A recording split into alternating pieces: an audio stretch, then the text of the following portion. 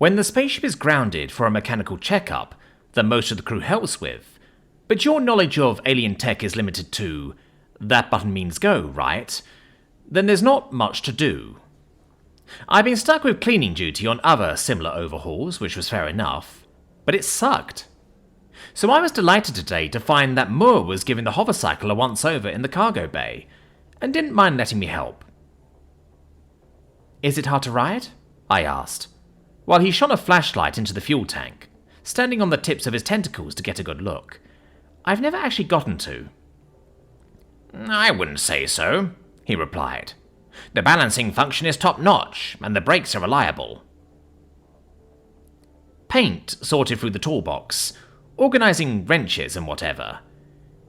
"It's a little high off the ground for my taste." She craned her lizardly neck to look up at me. "But that may not bother you." "Probably not," I said with a smile. "Can I try it? There's never been a good chance before. It's always in storage unless we need it for some rush delivery on the far side of a space station." Moore sighed and clicked off the light. "Yeah, and that's usually my job these days. Mimi is a great rider, but he's usually busy. And Coles is respectable, but doesn't like to." "I don't like to either," Paint exclaimed, holding a scaly hand to her chest. "He always has a better excuse." "Why don't you like to?" I asked. "Too fast. Dangerous." Paint shook her head. "I don't like the pressure of urgent deliveries when a minor distraction could leave me and the package smeared across the scenery." "Okay, fair," I said. "It's not that dangerous," Moore said. "It won't tip over, and the brakes have an impact sensor."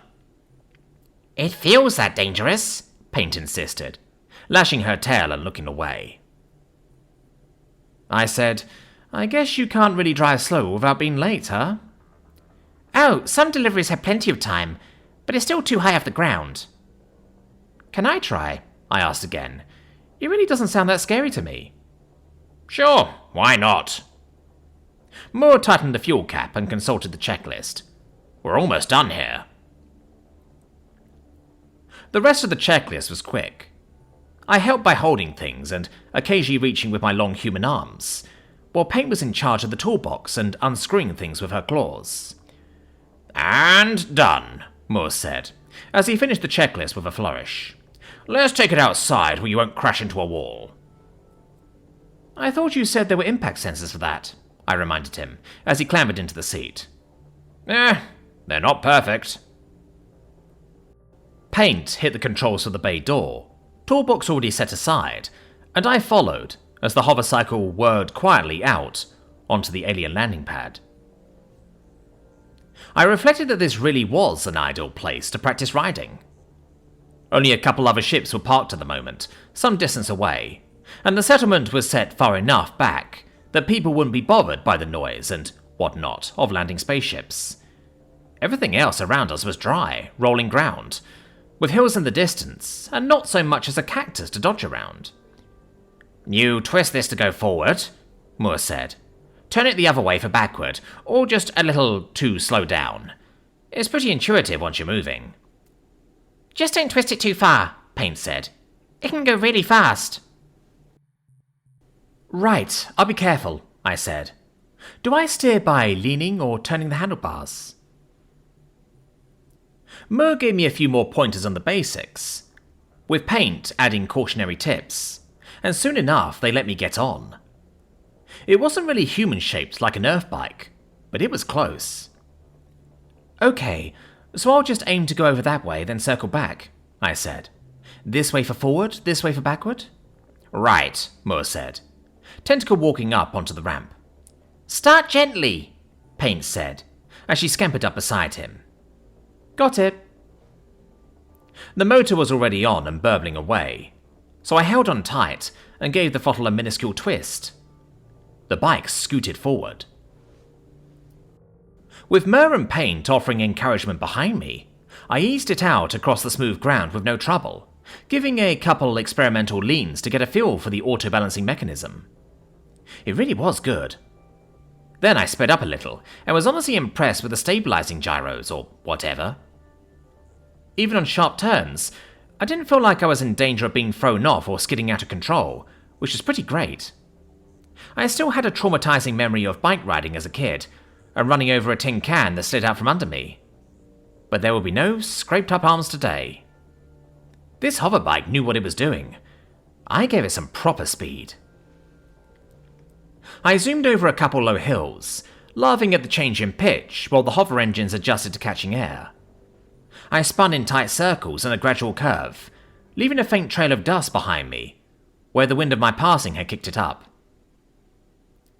Then I got to look back at my co-workers on the ship's ramp, and they were waving their hands urgently.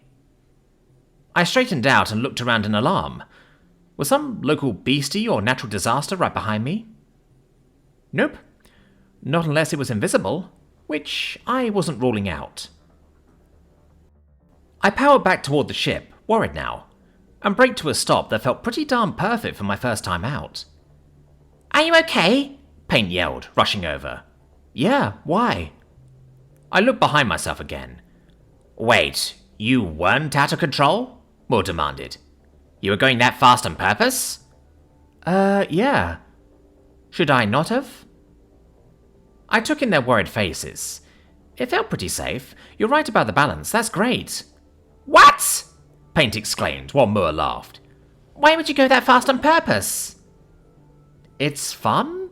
I asked, shrugging. I really didn't think it was that big a deal. Do neither of you like going fast ever? I mean, I can understand not wanting to worry about getting an urgent delivery there on time, but what about casual joyriding? The way Paint was sputtering for an answer, and Moore wasn't even trying to come up with one, told me I'd stumbled into another unexpected bit of culture clash. Paint finally settled on, No, that is terrifying. Moore straightened up from where he'd collapsed into a puddle of tentacles and helpless laughter. I've been doing all the time crunch bike deliveries because I can hold on best. You're doing the next one. Okay, I said, smiling a bit myself. You know, I thought you were trying to tell me there was something chasing me, right? Paint covered her eyes. I can't believe you flew over that big hill deliberately. Oh, that was great, I said. I want to do that again. Can I? Paint spun to walk back up the ramp. Have fun. I'll tell whoever's in the cockpit not to call for bandages unless you ask. Moore told her, You should probably tell the captain about the roster change too. On it. Thanks, I said. When Moore waved me forward, I zoomed back out into the desert for more joyriding. It really was fun. I made sure not to do anything reckless like standing up during a jump, as much as I wanted to. The crew in the cockpit was probably worried enough already. I look forward to the next urgent delivery, though.